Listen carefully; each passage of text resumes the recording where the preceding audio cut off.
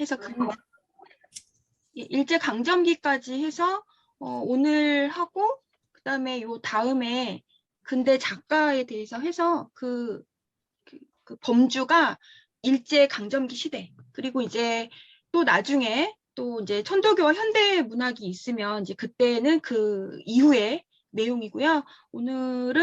오늘하고 다음까지는 일제 강점기까지를 다룹니다.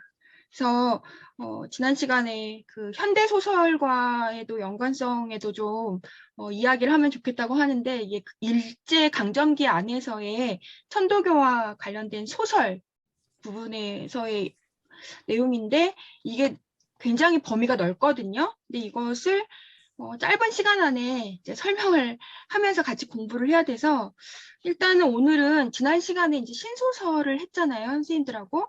그거와 연관돼서 그 이후가 이제 20, 30년대거든요. 일제강점기에. 그래서 그 신소설에 관련된 거 한 2개만 딱 짚고 그다음에 오늘 걸로 넘어갈게요. 지난 시간에 했었던 그 신소설 생각나세요? 이 문학사의 그 흐름을 봐야 되거든요. 그러니까 천도교가 그냥 소설 속에서 뭐 나왔다. 뭐 어떤 소설이 천도교가 좋았다가 아니라 천도교와 관련된 소설이 어떤 그 문학적인 배경 하에서 흘러와서 어떠한 변화를 거쳐서 현재까지 왔느냐라는 이 큰 숲을 봐야 되거든요. 그래서 우리가 지난 시간 했었던 천도교 그 손병희 선생님이 그 동학을 천도교로 바꾼 그 시점부터 1910년도를 했고 이제 오늘은 1920, 30년대의 그 근대 소설을 다룰 거예요. 그래서 지난 시간에 했었던 거 잠깐만 그 기억을 좀 해주세요. 그러고 그걸 기억하고 그 이후로 일제 강점기로 들어올 거거든요.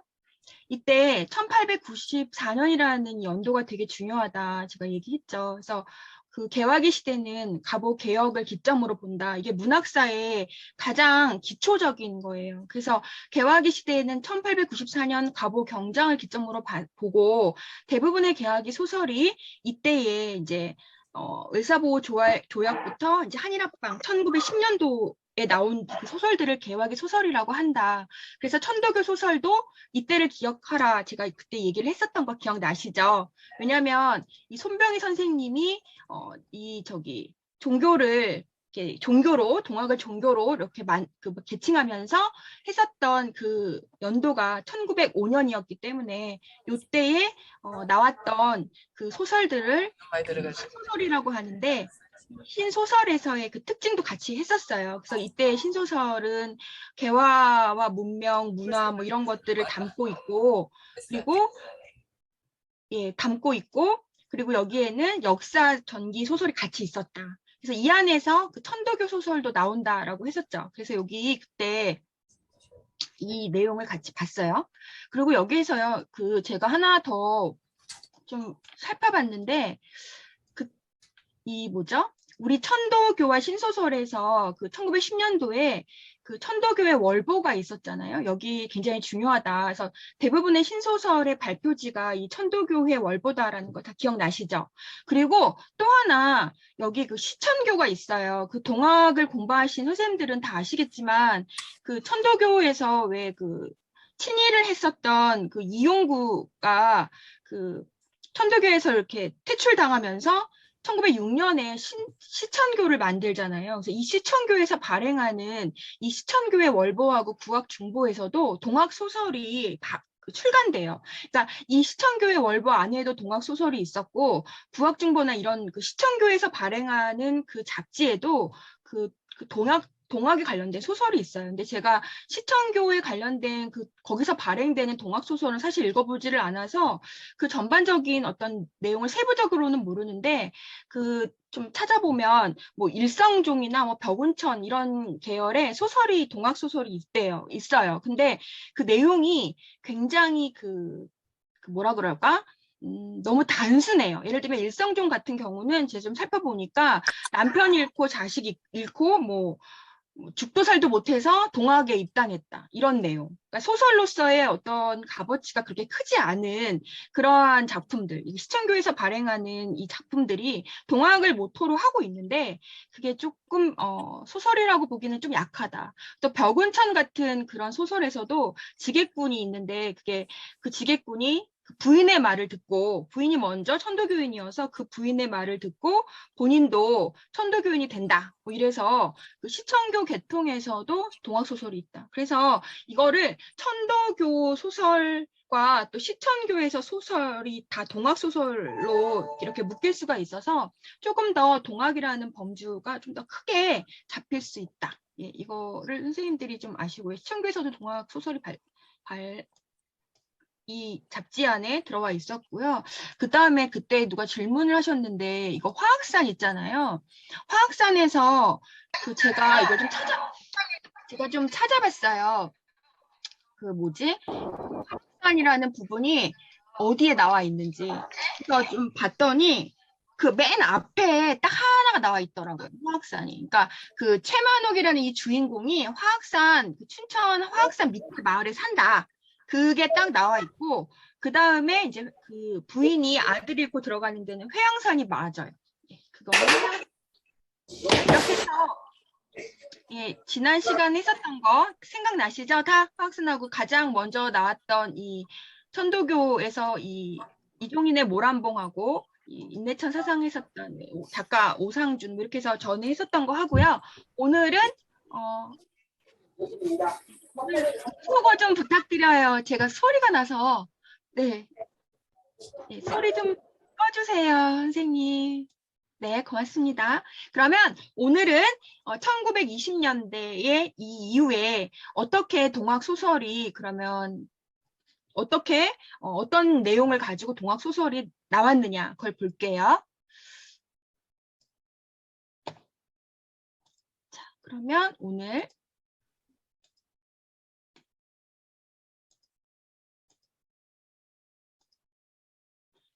천도교와 근대 소설인데 이제 오늘 할 거는 그 일제 강점기 시대예요. 그러니까 1910년도에 그렇게 신소설이 나왔고 그 안에서 천도교 소설은 되게 포교를 중심으로 하는 소설들이 많았다. 박해도 나왔다. 그래서 우리가 화학산도 공부했고 그다음에 이종린의 모란봉 최초의 그 동학 소설이다까지 공부를 했었어요. 그러면 이제 일제 강점기 안에서 천도교가 어떤 류의 소설을 가지고 왔느냐를 보기 전에 일단 1920년대 문학 환경을 봐야 돼요. 이때에 그 우리나라의 1920년대나 30년대의 문학 환경이 어떠했느냐, 그리고 그 안에서 천도교는 어떠한 소설을 냈느냐. 그게 되게 중요하거든요. 왜냐하면 단순히 1920년대 천도교 소설은 이랬대가 아니라 그 당시 문학 환경은 이렇다. 문학 환경이 이런데 이러한 어떤 환경 속에서 천도교가 지향하는 소설들은 이랬다. 이렇게 봐야 되거든요. 근데 여기 선생님들이 꼭 기억해야 될 거는 지금 1919년에 3.1운동이 완전히 실패하잖아요.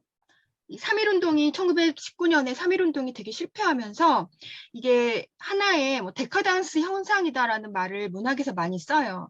이게 뭐냐면 그 1919년에 3.1운동이 실패하면서 사람들이 굉장히 좌절해요. 아, 이렇게 노력해도 독립은 이룰 수 없는 건가? 우리나라가 이렇게 무너지나?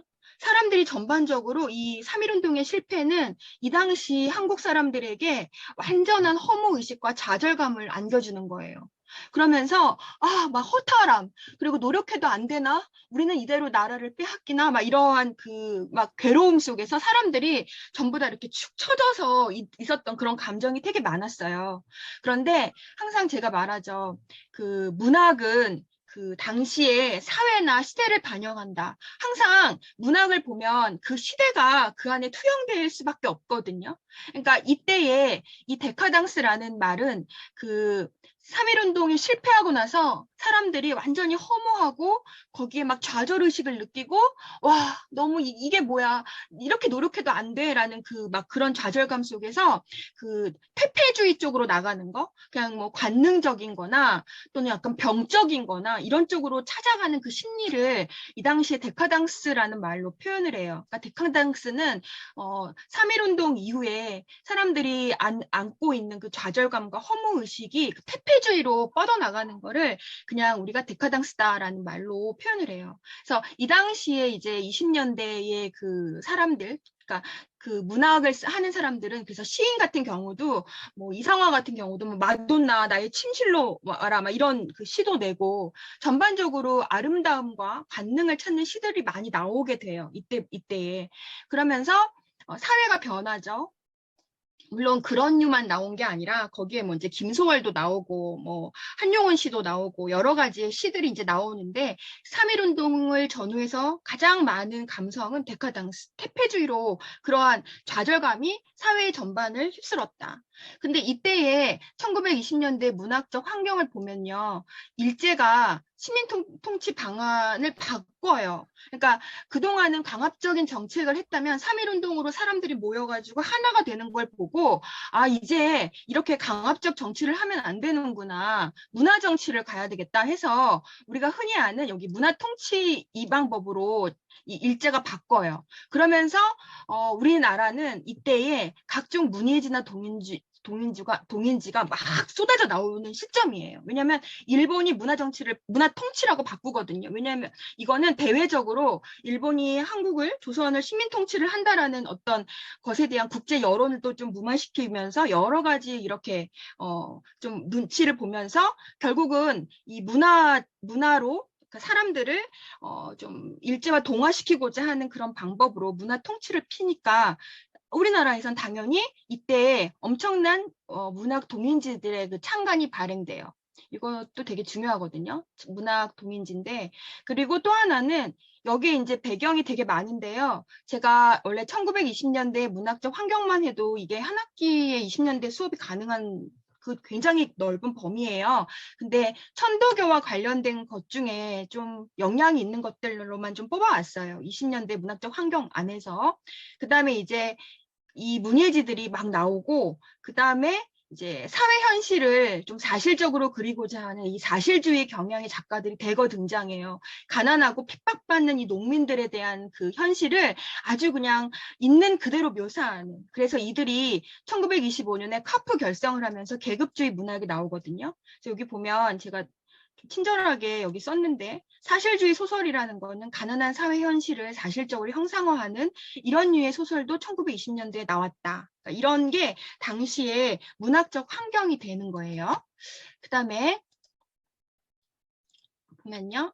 이때 이제 크게 1920년대 출몰했던 그 많은 단체 중에 그 이념이 크게 두 개가 있어요. 하나는 일제 정면으로 맞설지 말고 교육 장려와 산업 진흥을 통해서 민족의 실력을 배양해서 이걸 회복하자. 그래서 뭐 민족주의나 민족 개량주의, 점진주의, 또 온건한 지식인들이 주도가 되는 이런 거. 그래서 이광수, 김동인, 뭐 염상섭, 현진건 이러한 작가들이 민족주의나 점진적 개량주의에 연관되어 있고 또 하나는 직접 당기면서 물리적 수단을 써서 일제에 대항해야 한다. 그래서 이 해외 독립운동가들이 이끌고 나간 여기에서 좌우파들이 좀 나누거든요. 이때 이제 카프 작가들, 사회주의에 기반을 둔 작가들의 이제 이런 조명이나 최서의 박영희, 한설이야 이러한 작가들이 1920년대에 많이 나왔어요. 그래서 이 당시는 여기에 지금 이 작가들을 보면 알만한 작가들 이 20년대 작품을 많이 냈고 또 이렇게 카프 사실주의적인 내용을 담은 이러한 작가들도 나왔다. 그러니까 전반적인 20년대의 그 흐름을 알고 이 안에서 이제 천도교는 어떻게 갔느냐를 봐야 돼서 제가 자 여기 보면 1920년대 소설인데 이때 경향소설이라는 말을 써요. 이게 뭐냐면 카프가 결성되면서 계급주의를 앞세운 작품이에요. 여기 보면 제가 내용을 썼는데 이제 식민지 수탈 정책으로 피폐해진 농촌, 그다음에 노동자 실상을 드러내면서 막 방화 저지르고 살인 저지르는 거예요. 그러니까 그 지주가 뭐 그 소장인들의 그 쌀이나 이런 거를 다 빼앗고 거기에 뭐 자녀까지 딸까지 빼앗고 정말 못 살게 구니까 소장농이 너무 울분에 터져서 그냥 그 지주 집에 불을 지른다던가 이렇게 방화를 한다든가 살인을 한다든가 이러한 내용들을 소재로 한 이야기가 1920년대에 이제 나오기 시작하는 거죠. 그래서 이게 이제 사회주의적 경향을 보여준 소설, 또 플로레타리아 소설들이 1920년대에 같이 나오기 시작했다. 그래서 이것도 굉장히 깊이 들어갈 수 있는 내용인데 우리는 천도교와 관련된 걸로 가다 보니 요거는 이런 게 있구나. 조금 더 보면요. 경향소설에서는 이제 이렇게 빈궁한 삶을 그리고 또는 인텔리를 주인공으로 뭐 이렇게 부초적 떠도는 존재나 이념지향적 지식인 쪽으로 가거나 농촌의 일제 수탈 정책, 지주 횡포 이런 것들을 그리고요. 노동쟁이 같은 경우 이런 거 벌이는 소설, 비참한 하층민의 실상을 드러내는 소설들이 바로 경향소설의 이제 그 대표적인 예라고 할 수 있어요. 그러면은 일단 이제 여기서 1920년대는 문학적인 이런 환경이 굉장히 3.1운동이 끝난 이후에 좌절감과 거기서 오는 허무감이 사람들에게 많이 이렇게 좌우했었구나 그런 감정이. 그래서 그거에 관련된 문학들이 나오는구나. 그리고 일제의 문화 통치로 아주 굉장히 많은 동인지 창간이 되는구나. 그리고 이때에는 카프 결성으로 그 노동자 빈민에 대한 삶을 사실적으로 그리는 경향주의 소설이 드러나는구나. 이게 가장 기본적인 1920년대에 굉장히 많은 문학적인 배경들과 그 안에 단편적인 내용이 있는데 그 중에서도 가장 밑바닥에 있는 기본적인 내용들이에요. 그러면 좀 볼게요. 그러면 이제 이 잡지가 있는데 이 앞에 보면 제가 한 3-4개밖에 쓰질 않았어요. 근데 이거 외에도 굉장히 많은 잡지들이 20년대에 발행이 돼요. 뭐 여기에는 이제 신문도 조선일보나 동아일보도 이때 다 창간이 되는데 여기에서 우리가 꼭 알아야 되는 건 바로 이 개벽이에요. 이 개벽은 1920년대에 천도교를 아는 사람이 개벽 잡지를 모르면 안 되는 정말 개벽은 반드시 알아야 되는 잡지인데 볼게요. 여기 보면 이 개벽이 이 표지로 1920년 6월에 처음으로 창간이 됐어요. 근데 이거는 굉장히 뜻깊은 그 잡지예요.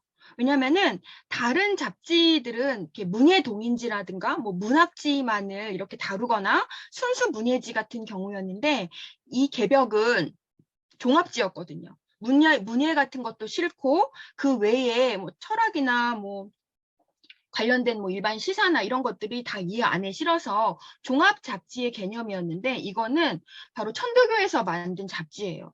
그러니까 천도교가 3.1 독립운동 이후에 이 개벽지를 발간하거든요. 이 개벽을 발간하는데 천도교가 3.1 독립운동에 되게 많은 힘을 쓰고 여기에 관련돼서 출판문화운동에 굉장한 영향을 많이 줘요. 그래서 1920년대에 우리나라의 그 문화 사상계를 대표하는 잡지로 이 개벽지를 발간해요. 근데 여기에 보면 이 말 그대로 개벽이라고 되어 있잖아요. 이 개벽은 천도교의 이 개벽 사상을 의미하면서 그 천도교 이념을 그 안에 담고 있어요. 그런데 이거는 그 당시 정말 인기가 많은 대중 잡지였거든요.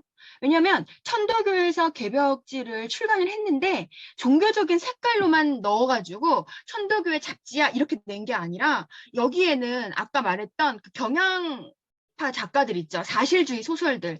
이런 소설들이 전부 다 이 개벽에 실렸거든요. 여기 지금 제가 말했던 이거 왜 이렇게 자세히 말했냐면 개벽이라는 게 천도교가 아래에 있는 이 대중 민중을 되게 애민하는 그런 마음을 가지고 있잖아요. 그 종교 자체에서. 그렇기 때문에 이 경향소설, 이 밑바닥에 있는 그 노동자, 농민 투쟁소설, 이렇게 핍박받는 농촌 노동자의 실상을 드러내는 이러한 이야기들이 개벽에 굉장히 많이 실렸어요. 이 개벽은 그래서 이 문예지로서의 역할도 굉장히 뛰어난데 반해서 개벽에는 그 천도교라는 종교적인 어떤 색채가 강한 게 아니고 거기에는 일반적인 우리나라의 그 1920 1920년대의 실상을 담는 그러한 글들, 그러한 소설들, 그리고 그 안에서 한 번쯤은 읽어볼 만한 글들이 굉장히 많이 여기에 실린 거죠. 그래서 개벽지만을 연구해도 이거 엄청난 연구사가 돼요. 그래서 여기 보면 종교적 색채를 나타내지 않고 사회 대중계명에 주력해서 이게 발간하고 사람들이 엄청 사보는 잡지였어요. 그 당시 인기도 엄청났고, 왜냐하면 개벽이 대중성을 확보했거든요. 이게 왜냐하면 천도교면 뭐 기독교 잡지면 기독교 오 하나님 이렇게 그것만 쓰고, 천도교는 뭐 한울림만 나가는 게 아니라 당시 1920년대에 그 우리나라 그 문단에서 지금 주도적으로 갔던 경향소설, 또 그 외에 뭐 어린이 소설 뭐 이런 것들이 개벽지에 굉장히 많이 실렸어요. 그래서 여러분들이 선생님들이 꼭 알아야 되는 거는 1920년대에 그 3.1운동이 끝난 이후에 굉장히 좌절감을 안겨주는 그러한 사회적 분위기 속의 문학, 그리고 농민 노동자 쟁의가 나오는 이 카프 문학, 그리고 그것들의 대부분이 개벽에 많이 실렸다. 개벽은 꼭 알아야 하는 잡지예요. 지난 시간에 이종린의 모란봉 같은 경우도 최초의 동학소설이다. 그리고 동학소설은 신소설과 그 맥을 같이 한다라고 했던 거 여러분 다 기억하시죠? 그러니까 이 흐름을 아셔야 돼요. 그냥 뭐 어느 책에 나오는 동학이 좋았고 그 책의 동학이 좋았다는 거는 그 인터넷에 충분히 찾아볼 수가 있거든요. 그런 거는. 왜냐하면 현대 소설에서 좋은 소설들 안에서는 그 연구자들도 굉장히 많고 그 안에 동학이 이렇게 나온다라는 거는 누구나 다 아는 거면 인터넷에도 다 나와요. 그러나 이렇게 신소설 안에서 뭐 어떻다. 그리고 일제의 그런 핍박받는 시대 안에서 동학에 관련된 소설이 어떻다라는 거는 그 연구하는 사람들 외에 그게 이렇게 막 널리 알려져 있지는 않거든요. 그래서 우리가 특강이라는 이 시간을 통해서 이거를 공부하는 거잖아요. 자, 그래서 이 잡지가 대중성을 확보하면서 굉장히 탄압이 심했어요. 개벽이. 특히 많은 잡지들이 일제가 이제 문화 정치 이쪽으로 가면서 혹시라도 그 독립에 관련된 거에 관련된 이런 내용을 잡지에 실지 않느냐 이런 거에 굉장히 예민했거든요. 그런데 많은 잡지를 검열하는데 특히 개벽에 대한 탄압이 아주 심했어요. 조금만 거슬려도 그냥 압수. 그래서 이 개벽은 창간호부터 탄압받고 창간호가 완전히 압수당해가지고 이거를 낼 수가 없어서 이때의 그 천도교회 제가 알기로는 천도교에서도 3.1운동이 끝난 이후에 손병희 선생님 외에 그 많은 그 핵심 멤버들이 잡혀가거든요.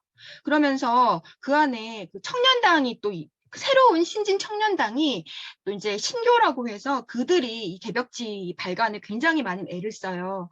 그러면서 이 창간호를 만드는데 창간호가 압수당하니까 그거와 비슷한 또 임시호 만들고 임시호가 또 압수되니까 그냥 호회 같은 걸 만들어가지고 이 개벽을 계속 그때 창간하면서 그 당시에 어떤 문예, 문학, 그다음에 좋은 글들을 여기에 굉장히 많이 실어요. 그래서 1920년대 다른 거는 생각을 안 해도 개벽. 이게 딱 생각이 나시면 오늘은 하나 건졌다 할 수 있는 거죠. 그래서 여기 보면 개벽인데 개벽에서 통권 37호에 이거 앞에 보면 개벽에 대한 얘기를 이렇게 쓰고 있어요. 제가 좀 가져왔는데 개벽 잡지가 이미 조선 민중의 잡지요. 그다음에 일개인, 일단체의 소속물이 아닌 이상은 민중의 향상이 곧 개벽의 향상이고 이 잡지의 노력이 곧 민중의 노래다 이렇게 말하거든요. 민중. 그래서 민중과 한 가지로 흥패종망을 결하여 민중의 정신으로 이 정신을 삼고 민중의 심으로 마음을 삼는다. 이렇게. 그래서 개벽 잡지의 주인은 곧 개벽이라는 열림이다. 이렇게 말하면서 이 개벽의 성격을 얘기하고 있어요. 개벽은 어떠한 그 종파에 관련된 그 천도교 교단만의 잡지가 아니라 이거는 민중을 위한 종합지다. 민중을 위한 잡지다. 이렇게 개벽에 대한 그 이야기를 하고 있어요. 그래서 이 개벽에 대한 연구도 지금도 많이 되고 있는 걸로 저는 알고 있는데 어쨌든 한번 보죠. 자, 그다음에 여기 보면요. 이제 3.1 운동의 주도적인 역할을 한 천도교가 이제 많은 교인들이 투옥되고 1,000명이 넘게 투옥되고 굉장히 많은 사람들이 이렇게 다쳤어요. 그 일제에 의해서. 그래서 이 시기에 그런데 이 시기에 천도교 교세가 민족 종교로 터전을 다졌고 나라 밖으로는 이제 만주, 뭐 중국 본토, 남으로 일본 동경까지 그 교세가 굉장히 퍼져 있는 그 시기에 천도교가 문화 사업으로 이렇게 만세보, 일관신문, 천도교의 월보 이런 걸 간행하고 또 보성학원 인수하고 동덕학교 운영하면서 교육 활동에 굉장히 주력했어요. 그래서 천도교 그 문화 사업 쪽에 관련된 글들이 굉장히 많거든요. 그 글을 보면 천도교에서 얼마나 많은 사람들이 애썼는지 그리고 이 사람들이 얼마나 사람들을 계몽하기 위해서 힘썼는지 그런 것들이 굉장히 자세히 나와 있어요. 그 보면 이때에 이 천도교인들은 굉장히 시대를 앞서 나간 사람들이면서 민중을 애민하는 그런 그 마음들이 굉장히 많이 느껴지거든요. 물론 그 안에 또 뭐 종파에 따른 약간의 뭐 그런 이렇게 뭐 분열 같은 것도 물론 보이겠지만 저는 이제 문화나 이런 소설 쪽으로 보면 문화 사업이나 이런 잡지나 이런 것들을 보면 천도교에서 했던 그 일들이 굉장히 우리나라에 많은 그 좋은 쪽으로 영향을 많이 미쳤구나. 그리고 굉장히 똑똑한 사람들이 많았구나. 이런 거를 느낄 수가 있어요. 그래서 시간이 될 때 천도교 문화사업 쪽에 관련된 글들을 보시면 조금 더 이렇게 뿌듯함을 느끼지 않을까. 이때에 이제 신파의 기관지로 창간된 신인관도 나오거든요. 신파는 구파에서 이제 벗어난, 그러니까 손병희 선생님과 그 외에 그 교단의 중심 인물들이 많이 잡혀가니까 그 다음에 이제 신파 젊은 청년당 쪽으로 이렇게 오면서 신인관을 또 발간을 해요. 이때 이제 신인관 같은 경우는 천도교 기관지인데 이게 천도교 청년당에서 그 신년 사업으로 인간 개조를 목적으로 한 그 사상 잡지예요. 그래서 여기에도 동학 소설이 포덕 계열의 소설들이 많이 발표되죠. 신인관도. 그래서 이렇게 보면 의식 있는 사람들은 이 문을 잡는구나, 글을 잡잖아요. 그래서 신인관도 한번 연구해 볼 만한 그런 기관지, 값어치가 있는 잡지다. 볼게요. 그래서 이제 소설인데 제가 하나 가져왔어요.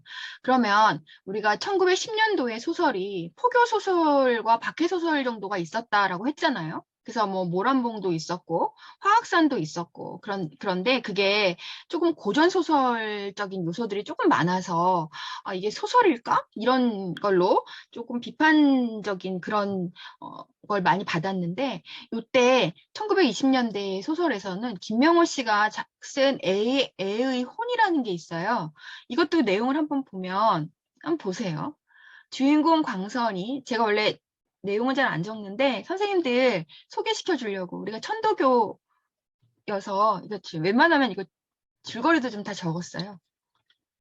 주인공 광선이 일본 유학에서 돌아와서 뭐 경영을 위해 떠난 가족과 떨어져 잡지사에서 사회사업을 하고 있다가 아버지와 형제가 마적단에게 참사를 당했다는 어머니의 편지를 받고 북간도로 간다. 북간도에 도착한 광선은 어머니마저 자살한 것으로 보고 임내천 이걸 외우면서 따라 죽어요. 또 친구인 상일도 광선을 찾아서 북간도로 갔지만 시체를 묻고 또 따라 죽으려다가 내가 임내천 주의를 선전하고 포덕도 하고 창생도 건지리라 이렇게 결심한다는 내용이죠. 근데 이게 선생님들이 이거 보면 아니 엄마 편지 받고 북한도 가서 엄마가 죽으니까 임내천 석자를 외우고 따라 죽어요. 이런 거는 되게 마음에 안 드는 내용이잖아요. 임내천 석자를 외우고 따라 죽으면 무슨 의미가 있어요. 천도교를 마음속에 품고 죽어버리는데. 그리고 또 시체 수습하고 그래 나도 죽어야지 하다가 아니야 내가 포덕을 하고 창생을 할 거야 이렇게 결심하는 내용인 거죠. 이런 소설들. 이게 왜 그러냐면 3.1운동 실패했잖아요. 제가 아까 처음에 말했죠. 3.1운동을 실패하면서 그 사람들의 좌절감, 허무주의가 그 전체적으로 퍼져 있는 시점에서 천도교에도 마찬가지인 거예요. 이렇게 사람들이 무지막하게 죽고 나라가 빼앗겼는데 너무나 암담하다. 그러니까 이런 절망적인 상황을 천도교에서도 마찬가지로 이런 내용을 담고 있는 거죠. 이제 죽잖아요. 회의적이고 그러니까 이런 것도 시대의 이런 흐름과 연관이 있다. 그래서 이 죽음을 선택하는 몰라 어떤 종교적인 어떤 구원의 의지 이런 게 하나도 드러나지 않는 그런 소설이라는 거죠. 그러니까 이것도 어떻게 보면 3.1 운동의 실패와 연관된 허무주의가 이러한 천도교 안에서도 이런 소설에서도 조금 드러난 게 아닌가. 그리고 또 보면 여기 보면 1920년대 초기는 3.1운동 실패로 좌절의 시대라 그랬죠. 이걸 시에서는 데카당스적인 태폐주의적인 그런 시들이 많이 나오는데 이때 이제 천도교에서도 이런 소설들이 나오는 거죠. 아까처럼 죽음과 절망적인 거, 종교로도 내 마음을 어떻게 할 수 없는 그런 내용들을 담고 있는데 초기의 이제 동학 소설은 이제 1920년대에는 이게 이제 가정으로 이제 국한돼요. 이렇게 사람과 사람 사이로 널리 포교하고 많은 사람들이 이 종교를 믿게 이거를 널리 밖으로 포교해야 되는데 좌절하고 너무 허무하고 너무 괴롭잖아요. 그러니까 돌아보면 내 가족이 보이고 이게 이렇게 그런 마음이 생기는 그런 것들을 이제 담고 있는 거. 이게 하나 이제 부부라는 강영호 씨의 이게 소설인데요. 이런 거는 가정포교. 가정포교는 가정 내에서 천도교를 믿지 않는 사람에게 천도교를 믿어라 라고 포교하는 거죠. 이거는 내용이 좀 간단해요. 일본 유학에서 돌아온 남편이 나 종교를 좀 믿어야 돼 하면서 천도교에 입교한 뒤에 아내에게 입교를 권하는 거죠. 그래서 근데 이 아내는 친정 아버지가 이제 동학도인으로 죽어서 난 천도교만은 안 돼. 난 천도교는 싫어. 우리 아버지가 천도교인으로 죽었단 말이야. 이러고 반대하니까 이제 이 남편이 어떻게 하면 좋냐 이러면서 누군가에게 물어요. 그랬더니 이 김씨한테 물으니까 이 김씨가 그러면 아내한테 가서 넙죽 절하고 천도교를 믿으라고 막 얘기를 해봐. 그러면 그 너의 행동에 또 감흥을 받을지 누가 아냐? 이러면서 얘기를 하니까 그래? 그러면 가가지고 그 아내한테 절하고 천도교 믿으라고 말해볼까? 이러면서 집에 돌아와가지고 눈 딱 감고 절을 했는데 알고 보니 아내가 아니고 아들인 거죠. 그러니까 한바탕 아버지 왜 그래요? 막 이러면서 가족 해프닝을 겪고 난 이후에 이제 아내가 마침내 천도교에 입교했다라는 거거든요. 근데 이거는 선생님들이 봐도 이게 포교다라고 하면 이 교리에 감흥하거나 이 천도교의 교리에 어떤 영향을 받거나 또는 그 교리가 어떤 삶에 많은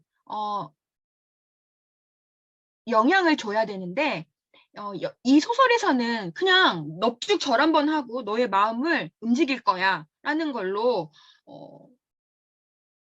천도교인이 됐다라는 거니까 이게 굉장히 이렇게 뭐 와닿거나 이런 내용이 아닌 거죠. 왜냐면 교리에 입각한 포도교회 아니라는 거잖아요. 그냥 내 아내도 천도교인으로 하고 싶은데 어떻게 하면 천도교인이 될까? 그냥 가서 넙죽 엎드려 절해. 그리고 천도교를 믿자고 한번 권해봐. 그러면 마음이 좀 동하지 않을까? 해볼까? 이렇게 해서 천도교인이 됐다라는 거는 그게 뭐야?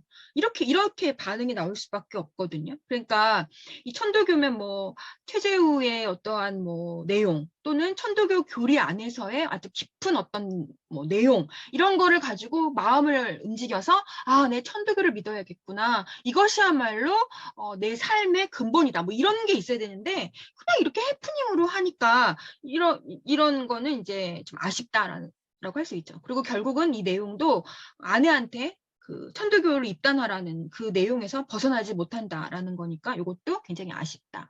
그런데 이때 봐야 되는 거는 3.1운동의 실패로 인한 이 좌절이 천도교에도 영향을 미쳤다. 천도교 소설에서도. 그래서 포교가 밖으로 확장되지 못하고 안으로 좁히는 가정포교로 한정되는 그러한 상황이 보이고 또 그 안에서도 굉장히 좌절적이고 회의적인 그러면서 천도교로 들어가는 그러한 내용들을 같이 나타내고 있다. 이게 시대와 연관돼서 봐야 돼요. 그냥 요것만 천도교가 1920년대는 요렇대가 아니라 1920년대에 3.1운동을 실패로 한 기반의 그 전체적인 그 문단 상황, 그 상황 속에서 천도교는 어떻게 그러면 소설이 나왔냐 이거를 봐야 되거든요.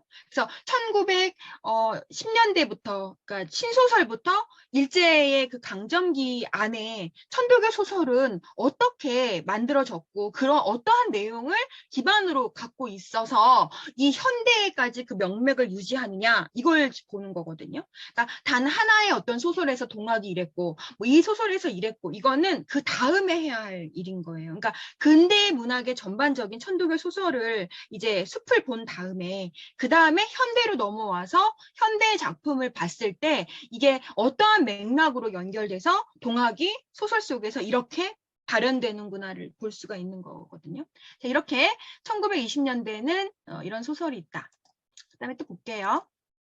제가 원래 되게 준비를 많이 하는 스타일의 강사예요. 그래서 학교에서도 학생들한테도 뭔가 이렇게 강의할 때 자료나 막 이런 걸 굉장히 많이 이렇게 하는 스타일인데 이게 우리가 90분? 그러니까 120분? 2시간이잖아요. 그러니까 이거를 줄이느라고 어떻게 하면 동학과 연결된 걸로 갈 수 있을까? 그거를 막 고민을 했어요. 왜냐면 이 범위가 20, 30년대라는 이 문학사 범위가 너무나 넓고 이게 거의 한 학기 안에 같이 공부할 수 있는 범주인데 이걸 천도교와 근대로 갔을 때 어떻게 하면 선생님들이 잘 이해하면서 아 이러한 기반이 되는구나를 알 수 있을까? 그래서 이걸 나름대로 줄인다고 지금 많이 줄였어요. 보죠. 그 다음에 이제 또 방정환 선생님도 소설을 썼는데 이 애의 부활이라는 거 말 그대로 사랑의 부활이죠. 근데 이거는 굉장히 사실적이면서 되게 섬세하게 소설적인 기교와 긴장감을 잘 갖추고 있어요. 게다가 뭐 조상구신나 잔치 준비나 이러한 그 당시의 그 사회에서 일어나는 어떤 그 장면들, 풍속이 굉장히 섬세하게 잘 묘사되어 있거든요. 이 내용을 좀 알려주고 싶어서 방정환 선생님 작품은 지금도 전집으로 묶여 나와요. 그래서 마음만 먹으면 이 전집을 다 볼 수 있는데 일단 요거는 천도교와 관련된 소설인데 요거 고등학교 그만둔 이 정화가 그러니까 청수를 모시는 이런 처녀인데 얘네 엄마가 이 정화의 팔자를 보니까 사주팔자가 세서 첩으로밖에 못 산다. 이래서 그 남편을 전당국 하는 사람의 첩으로 정해요. 근데 이 정화는 나는 좋아하는 남자가 있다. 내 영환이랑 결혼할 거야. 이렇게 말하니까 이 엄마가 이 영환이라는 사람은 그 동학하는 집안 아니냐. 너 니네 아빠 동학하다 죽었는데 또 천도교 집안으로 너 시집 가니? 안 된다. 이러면서 혼사를 반대하고 이 첩으로 밀어붙여요. 그래서 드디어 혼인 날이 되는데 막 잔치 준비가 되는데 이 정화는 그 남자가 싫은 거예요. 좋아하는 남자 영환한테 결혼하고 싶은데 도망가요, 밤에. 천도교 교구장 댁으로 도망가고 이 정화 어머니는 정화가 결혼식을 하지 않고 도망간 게 조상신을 노하게 했다. 그러면서 조상신을 달래 구슬하다가 집에 불이 나면서 죽을 위기에 처하자 이 정화가 사랑하는 영환이 그 엄마를 구하는 그런 내용인데 이거는 그 소설적인 긴장감도 있고 흥미도 있고 그리고 동학 소설에서 이렇게 풍속을 세세하게 묘사한 작품이 거의 없어요. 그런데 이 소설에서는 긴장감도 있으면서 흥미도 있고 또 자유 연애도 보여주면서 그런 어떤 소설적인 이런 것들을 잘 살려서 만들어낸 작품이에요. 그러니까 선생님들이 아시겠지만 이 방정환은 천도교인이잖아요. 그 손병희 씨의 그 딸과 결혼해가지고 그 천도교에 들어온 굉장히 열성적인 그 작가로 다 아시죠? 어린이날 제정한 거. 그래서 왜 그 1920년에 그 어린이 노래라는 그 글도 개벽에 실어요. 왜냐면 방정환 선생님도 이 개벽지 기자였거든요. 그러니까 이 천도교에서 가장 중요한 건 개벽이라는 잡지거든요. 이 개벽은 천도교뿐만 아니라 문학사에서도 굉장히 중요해요. 왜냐하면 종교적인 성격을 가진 잡지가 아니라 대중성을 확보한 그러한 잡지였기 때문에 이 방정환 선생님의 글들도 그 개벽에 상당히 많이 실렸어요. 그리고 거기에 이제 개벽에 글을 많이 내는데 방정환 선생님도 31살에 돌아가셨잖아요. 왜 사진 보면 이게 좀 퉁퉁해요. 사진에 방정환 선생님이. 보면 고혈압도 있고 또 엄청난 골초여가지고 담배를 엄청 폈거든요. 그러니까 그러다 보니까 몸이 좀 안 좋아지고 그러다가 이 당시 1920년대에 그 조선일보가 신동아라는 잡지를 내고 이 개벽이 무너져요. 그러면서 이 방정환 선생님이 엄청난 빚에 막 쌓이고 스트레스를 엄청 많이 받고 그리고 너무나 열심히 일을 하는 그런 작가여가지고 일도 너무 열심히 한 데다가 스트레스에 빚에 막 이러면서 31살에 그냥 사망하죠. 굉장히 어린 나이에 돌아가셨어요. 그래서 개벽에 나와 있는 방정환 선생님의 글들도 같이 한번 다 보고 싶고 한번 이야기해보고 싶은데 이 근대 소설 안에서 요 하나 정도만 이렇게 볼게요. 그 유언도 있잖아요. 방정환 선생님 그 유언은 너무 유명해가지고 여기저기 많이 나오던데, 이렇게 막 코 흘리면서 막 그 쓰러질 때 그랬대잖아요. 막 검은 말이 몰고 오는 저 검은 마차가 나를 지금 기다리고 있다. 그러면서 내가 어린이 두고 가니까 이 어린이 잘 부탁한다. 그렇게 말했다는. 그래서 어린이의 그 날 하면 방정환 선생님 생각나는데 너무 일찍 돌아가셔서 좀 안타까워요. 그 다음에 여기 보면 여기 미아라고 있는데 이거는 이제 작가가 엽주라고도 되어 있고 장제문, 장소류 이거 모두 다 동일 인물인데요. 이 동일 인물 다 천도교 교단 인물이에요. 그래서 이 당시에 천도교 소설은 다 천도교 교단의 인물들이 다 작성한 작품들이 많아요. 그러니까 1920년대에 뭐 염상섭, 현진건, 뭐 김소월, 한용원 엄청나게 많은 작가들이 작품을 내는데 그 사람들의 작품보다 이 천도교의 작품이 이렇게 두드러지지 못하는 건 천도교 교단에서 그 교단을 이렇게 이끌어가는 어떤 위인들 또는 천도교에 굉장히 그 많은 지식을 아는 사람들 이런 사람들이 본업 작가가 아닌 사람들이 소설을 쓰거든요. 그러니까 아무래도 그 1920년대에 그런 많은 작품들 안에서 두드러지게 작품이 잘 나오지를 못하는 거죠. 그래서 여기 보면 이 미아도 이 교단의 인물이 쓴 이 작품인데 이것도 보면 순복이라는 이 남자아이가 거지 노릇을 하고 밥 도둑질하고 맨날 매 맞다가 이렇게 묶이는 벌을 받아요. 나무에. 마을 앞에. 그래서 한밤중에 이 천도교인이 최부인이 풀어주고 집에 데려가서 아들 삼거든요. 나중에 최부인이 죽자 순복이가 그 집 주인 되고 그러면서 순복이의 어떤 그런 행운이 굉장히 우연적으로 나타나는 이 소설은 다른 게 하나도 없고 천도교인은 이렇게 착해 저렇게 거지 노릇하고 도둑질하는 애도 아들 삼고 저렇게 또 잘해주잖아. 천도교인은 너무 착할 뿐이야. 이러면서 착한 사람은 당연히 복을 받아야지. 하늘님이 착한 사람은 반드시 복을 줄 거야. 그러니까 이런 단순한 내용만 담고 있는 거예요, 소설에서. 그러니까 항상 우리가 어떠한 소설이나 영화를 봤을 때 감동을 주고, 그 소설의 그 인물 너무 매력적이다. 어떻게 저런 갈등 속에서 저런 행동을 하지? 어떻게 저 안에서 저렇게 살아갈 어떤 의지를 보이지? 우리는 그런 인물의 행동을 보고 감동받고 그 안에서 눈물을 흘리거나 이러는데 이거는 그냥 보면 소설이 아니 뭐 이래 그냥 뭐 착한 사람 복을 받는 권성징악인데 그 착한 사람이 천도교를 믿는 사람이라는 거구나. 너무 단순하다. 이렇게만 느껴지는 거죠. 그러니까 소설이 작품성이 있어서 굉장히 뛰어난데 폄하를 받는 것과 작품성을 갖추지 못한 거는 다른 문제거든요.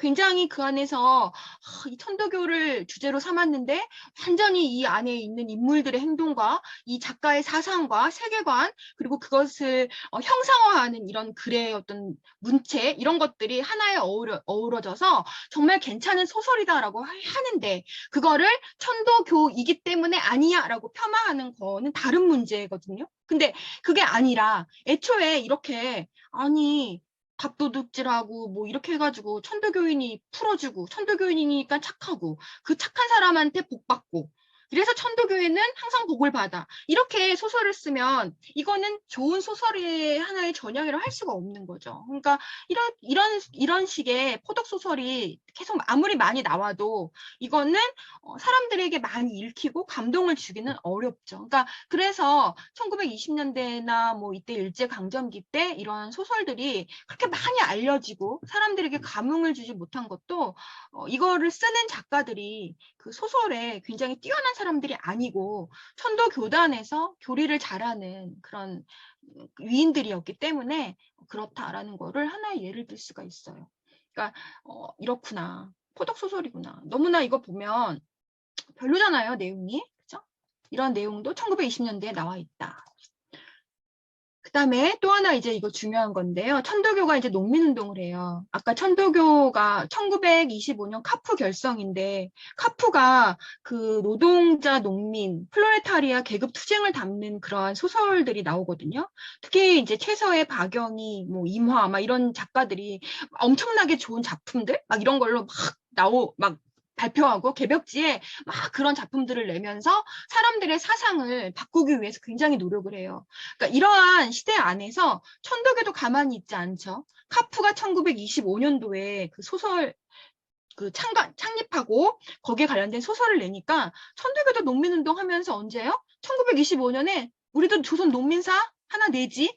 시대가 이게 유행하면 여기서도 같이 그러면 우리도 따라가는. 그래서 천도교 농민운동도 굉장히 공부해 볼 만한 그러한 내용인데 여기서는 조선 이제 농민사 이런 것들을 통해 전개되고 당연히 동학 소설 안에서도 이 농촌 계몽 운동이 들어갈 수밖에 없겠죠. 그러니까 막연히 이렇게 동학 소설은 포교야. 농촌 계몽 운동을 담고 있지. 1920년대인데 별로 소설적인 어떤 그런 미학을 갖추지 못했어가 아니라 20년대의 전반적인 이 시대 상황 안에서 천도교도 그러한 문예지나 그런 당시의 시대 상황을 따라가는구나. 그리고 나름 노력을 되게 많이 했거든요. 이 천도교에서 발행한 이런 잡지들, 그리고 천도교에서 하는 문화 사업들 이런 거 당시에 그런 사람들에게 엄청난 영향을 줬어요. 긍정적인 쪽으로. 여기에 농촌 계몽 운동이 담기는데요. 여기 보면 이제 궁을촌이라는 소설이 있어요. 요거는 하신자라는 사람이 썼는데 이 사람도 역시 천도교인이에요. 천도교 소설은 하나같이 전부 천도교인이 쓴 거예요. 왜냐하면 천도교를 알아야지만 포교를 할 수가 있거든요. 그러니까 천도교가 그냥 단순한 그냥 뭐 농민을 사랑하고 아래에 있는 사람들을 끌어안고 인내천 사상만 있는 게 아니라 그 안에는 굉장히 많은 내용들이 집약되어 있기 때문에 그걸 알아야지 포교할 수가 있는 거잖아요. 그러다 보니 일제강점기 시대에 이 천도교 소설 안에는 이게 전부 천도교인들이 대부분이 소설을 쓰게 돼 있는 거죠. 이것도 궁을천도 천도교의 월보에 3회에 걸쳐 연재했는데 요거는 좀 소설의 모양을 갖추고 있어요. 그리고 계몽운동을 하는 내용, 농촌 계몽운동인데요. 요거 내용은 제가 좀 보여줄게요. 여기 보면 예.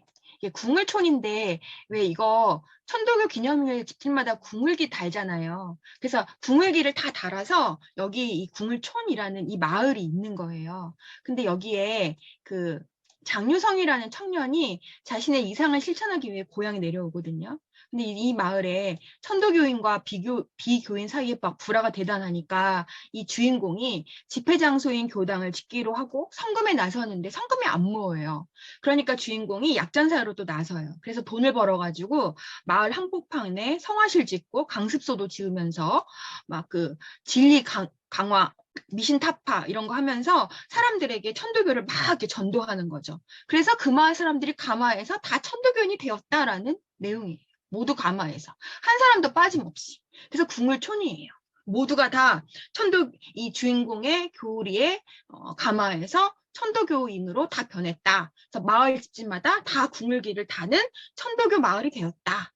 그래서 이게 이제 그런 내용이죠. 이게 이제 좀 중요한 거는 이 농촌 계몽 그 안에서 천도교 교리를 이렇게 펴 나가면서 이렇게 마을 사람들 모두가 감흥되었다라는 내용을 담고 있는 내용이에요. 아, 일제의 시대에 이런 소설들이 이렇게 나왔구나. 농촌 계몽 운동도 나오고 그 안에 어떤 포교에 관련된 것도 나오고 박해에 관련된 소설도 나오고 그리고 그러한 소설들을 쓴 사람들이 대부분 천도 교인이구나. 교인이기 때문에 소설을 쓰는 건 좀 부족하겠지. 이렇게 이해되세요? 원래는 천천히 해야 되는데 근대 소설의 전반적인 거를 오늘 해야 돼서 조금 나가고 있는데 여러분 선생님들 이해되세요? 네, 너무 빨라요. 네, 이해돼요? 네, 잘 듣고 계시죠? 네. 네, 잘 듣고 있습니다. 네. 이따가 잘 이해 안 되시면 물어보세요. 제가 원래 이게 한 세네 번 넘겨서 해야 할 내용인데, 그걸 다 이렇게 압축했어요. 특강이라는 명목 하에. 그 선생님들한테 일제 그 시기 안에 소설들이 어떻게 나오는지, 그거를 지금 보여드리고 있어요. 그래서 여기 보면, 근데 이게 지금 선생님들이 듣기에 이거 지금 들었잖아요? 근데 감동은 안 오죠.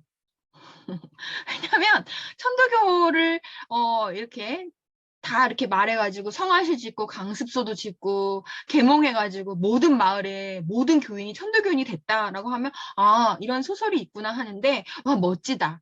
와 감동적이야. 주인공 너무 매력적이야. 이러지가 않잖아요. 이게 왜 그러냐? 왜 그러냐면요. 여기에는 그냥 계몽하자라는 것만 있어요. 보통 계몽한다라고 하면 인물이 어떻게 계몽하고 어떻게 누구에게 어떤 이야기를 해서 그 사람들이 어떤 행동을 통해서 어떻게 변모되고 그리고 농촌 계몽이 있어서 그거에 대해서 생각하지 않은 사람을 어떠한 방식으로 그쪽으로 끌어들이냐 이런 것들이 세세하게 나와야 되거든요.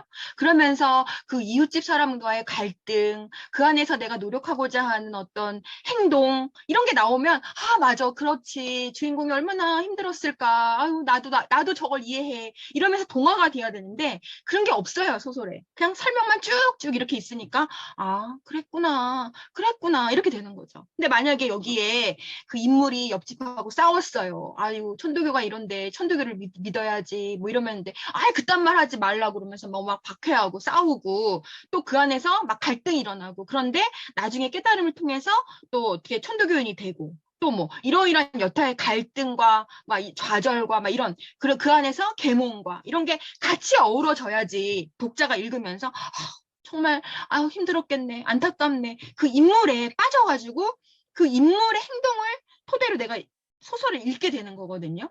근데 여기에는 그런 게 다 빠지고 그냥 그 직구 그리고 거기다 설교를 막 했대. 천주교 교리를 많이 말해가지고 사람들이 감흥받았대. 그래서 그 마을의 모든 사람이 한 명도 빠짐없이 전부 천주교인이 됐대.